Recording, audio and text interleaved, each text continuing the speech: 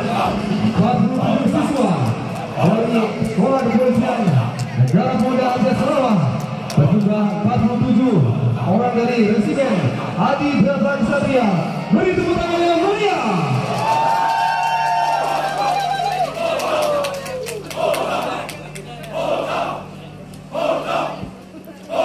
Round 47 siswa ini telah melaksanakan latihan kerja selama 30 hari di Polres Aceh Barat, yang tentunya nantinya akan kembali ke SPN Sarawak dengan membawa ilmu yang sudah didapatkan selama program latihan kerja 30 hari di Polres Aceh Barat.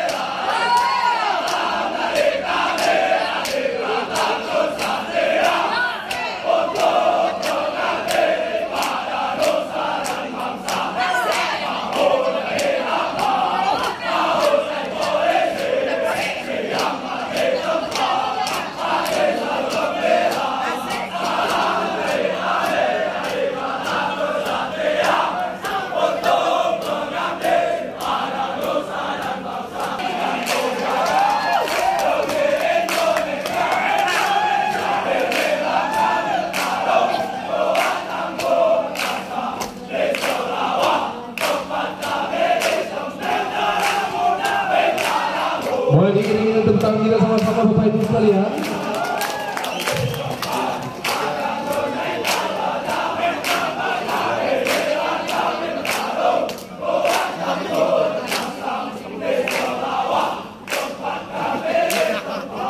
Jadi menantu ya.